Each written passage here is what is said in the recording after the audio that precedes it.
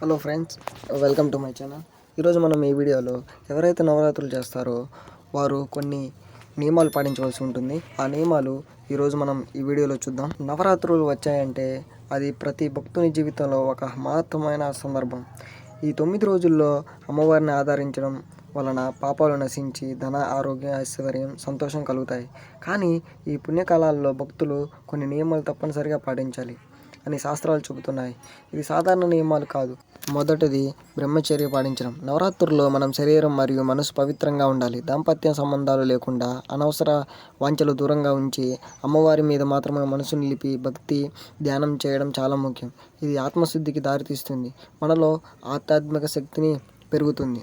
రెండవది ఆహార నియమాలు. ఈ రోజుల్లో మాంసాహారం, మద్యం, అలాగనే ఉల్లిపాయలు, వెల్లుల్లి వంటి తామసిక పదార్థాలను పూర్తిగా నివారించాలి. ఇది మనసును చంచలంగా చేసి భక్తునికి దూరంగా చేస్తాయి. కాబట్టి సాత్విక ఆహారం, పాలు, పండ్లు, ఉపవాసం వంటివి తీసుకోవడం ఉత్తమం. ఈ విధంగా తీసుకుంటే ఆహారం మన శరీరాన్ని శుద్ధి చేస్తుంది, మనసును ప్రశాంతంగా ఉంచుతుంది. మూడవది దేవుడి నామస్మరణ. సాధ్యమైనంత వరకు ప్రతిరోజు అమ్మవారి పేర్లు ఎక్కువసేపు జపించడం శ్రేయస్కరం. లలిత సహస్రనామం, దుర్గా స్తోత్రాలు లేదా ఓం దుర్గాయనం నమః అనే నామజపం చేయడం వల్ల మన ఇంట్లో శాంతి, ఆరోగ్యం, సంతోషం కలుగుతాయి. నామస్మరణ భక్తిని పెంచి అమ్మవారి కృపను పొందే దారిగా మారుస్తుంది. నాలుగో నియమం ఏంటంటే ఎవరితో గొడవ పడకూడదు. నవరాత్రులు పవిత్రమైన రోజులు కాబట్టి ఎవరితోనూ వాదనలు చేయకుండా, తగువులు పెట్టుకోకుండా ఉండాలి. కోపం, ఈర్ష్యం, ద్వేషం వంటివి భావనలు మనకు భక్తిని తగ్గిస్తాయి. ఈ రోజుల్లో మన మాటలు, మన ప్రవర్తన, మన ఆలోచనలు కూడా పవిత్రంగా ఉండాలి. ఇతరులను సంతోషంగా ఉంచడం, సానుకూలంగా ఆలోచించడం అమ్మవారికి ప్రీతికరమైన లక్షణాలు.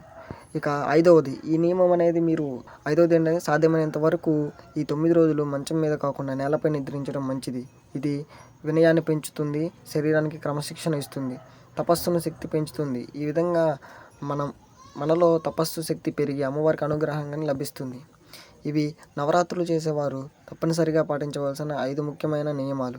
వీటిని నిజాయితీగా భక్తితో పాటిస్తే అమ్మవారి కృప మనపై కురుస్తుంది. ఈ 9 రోజులు కేవలం ఉత్సవం మాత్రమే కాదు, అది ఒక తపస్సు, ఆత్మశుద్ధి కోసం చేసే ఆచరణ.